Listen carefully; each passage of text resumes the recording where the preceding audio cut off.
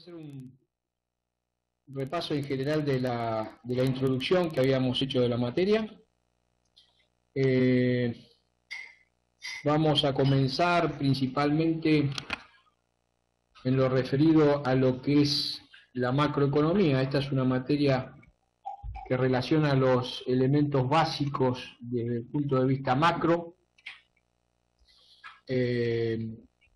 haciendo hincapié principalmente en todo lo que es el tema de cuentas nacionales y toda la parte de instrumentos macroeconómicos que hacen justamente al análisis de la economía en general. O sea, nosotros decimos que macroeconomía es la parte del análisis económico que tiene como objeto el estudio de los problemas que afectan a la sociedad entendida en un todo. O sea, estamos hablando de los grandes agregados económicos, ¿sí? O sea, estamos hablando de inflación, estamos hablando de crecimiento, estamos hablando de empleo, estamos hablando de mercado de cambios. O sea, todo eso hace justamente a la macroeconomía.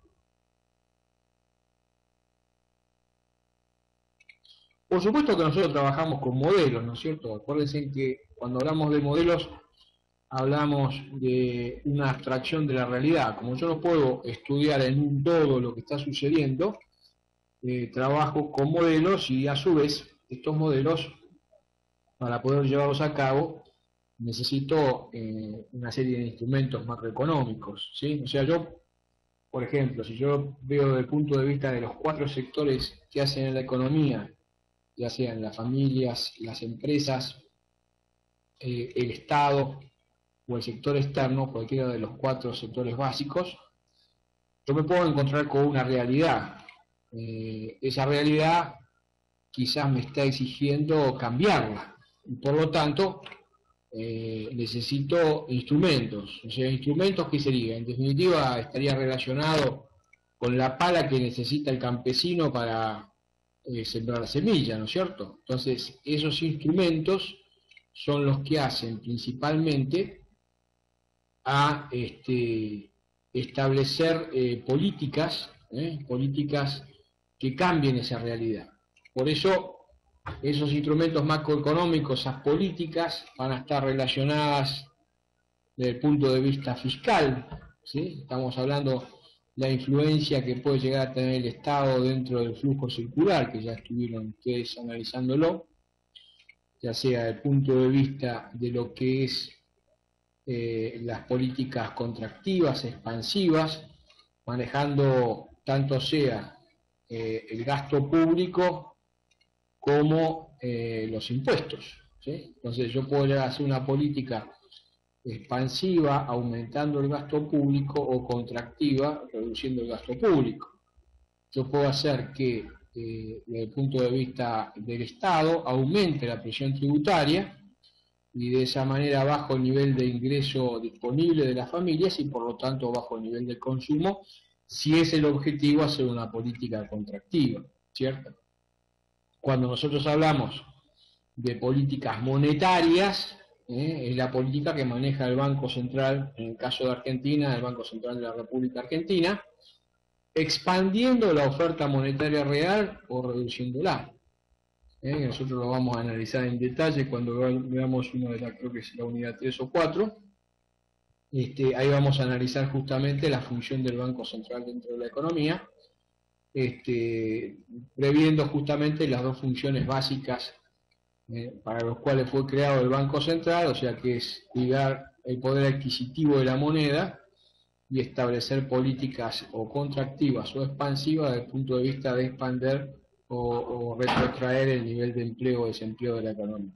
Así que, digamos, entre las políticas fiscales, las políticas monetarias y por otro lado, lo que son las relaciones internacionales, bueno, las relaciones internacionales, yo a través de la política cambiaria y la fijación de aranceles de importación o reembolsos a la exportación y los acuerdos económicos, ya sean bilaterales o multilaterales, o lo que podrían llegar a ser la constitución de los bloques económicos, eso hace justamente un instrumento básico de lo que podría llegar a tomarse como un elemento necesario para el crecimiento de un país, ¿cierto?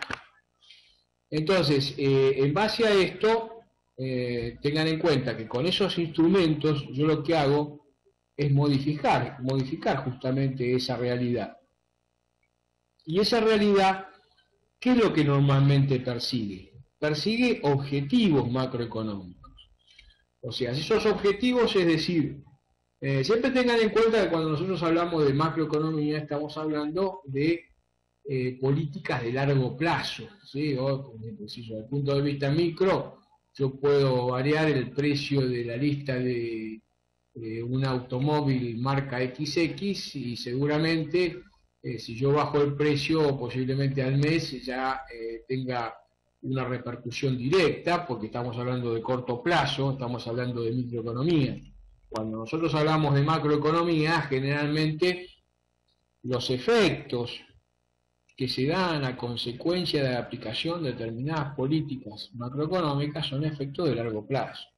O sea, si yo en un momento determinado digo, bueno, voy a modificar el nivel de competitividad de la economía, planteando una mejora en la capacidad de los recursos, en los recursos humanos, y supongamos que yo necesito más ingenieros, y bueno, entre que tomo la decisión y el que el ingeniero está en marcha, capaz que me pasan 7 años, ¿cierto?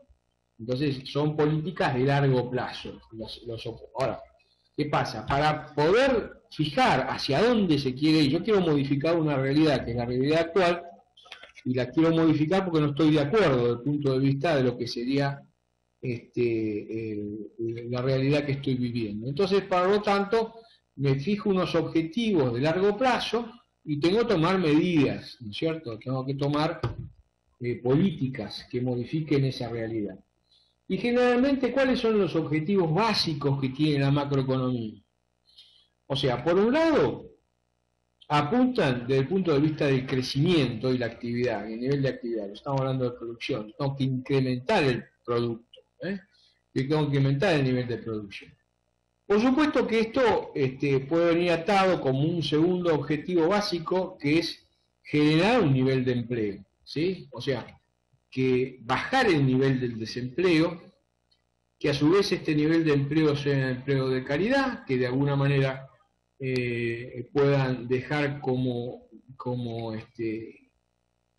objetivo básico aumentar el nivel de ingreso disponible por parte de las familias, que sería el segundo objetivo. Y el tercer objetivo es tener estabilidad de precios. ¿Esto qué estaríamos hablando? Estaríamos hablando de tener un bajo nivel de inflación, ¿cierto? Entonces, ¿y qué me ayuda la inflación? Y la inflación me ayuda, por un lado, a preservar el poder adquisitivo de la moneda, ¿cierto? O sea que lo que estoy comprando hoy, digamos, en determinada cantidad de unidades monetarias, lleguen los próximos 4 o 5 años y yo pueda llegar a comprar lo mismo, ¿cierto? Entonces, eso hace justamente a mantener el nivel de estabilidad de precios. Por otro lado, es importante que cada país pueda llegar a tener una inserción en el sector externo.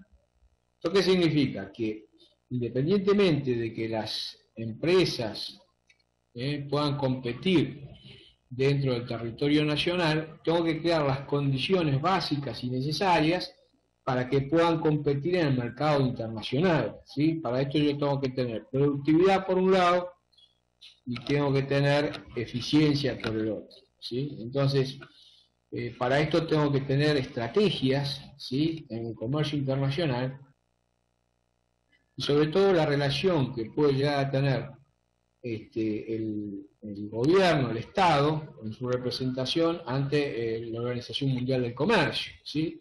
Ahí es donde efectivamente se pueden llegar a plasmar las distintas estrategias y las relaciones con el resto de los países del mundo, los 190 o 200 países que componen el mundo, para ver de qué manera a nosotros nos conviene o no asociarnos a un bloque económico, cómo respetamos las reglas, o en el caso del Mercosur, o en su defecto pueden llegar a hacer acuerdos bilaterales o multilaterales. Todo eso se trata en lo que es la relación del sector externo. Y por supuesto, otro de los elementos básicos que hacen a los objetivos macroeconómicos está relacionado principalmente con lo que sería el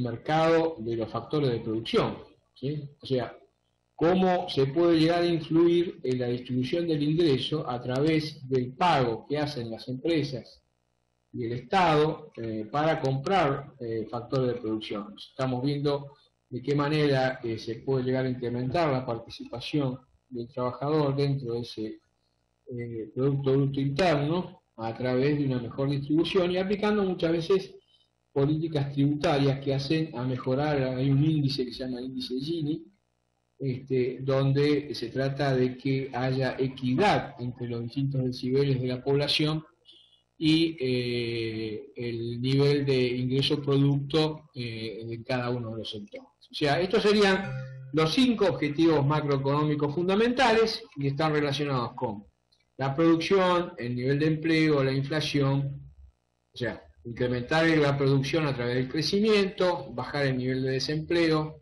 tener estabilidad de precios, o sea, bajar el nivel de la inflación, tener estrategias, ¿para qué? Para tener una balanza comercial positiva, para que ingrese mayor, o sea, que podamos exportar más de lo que importamos. Entonces, de esa manera, nosotros estaríamos generando divisas, ¿sí?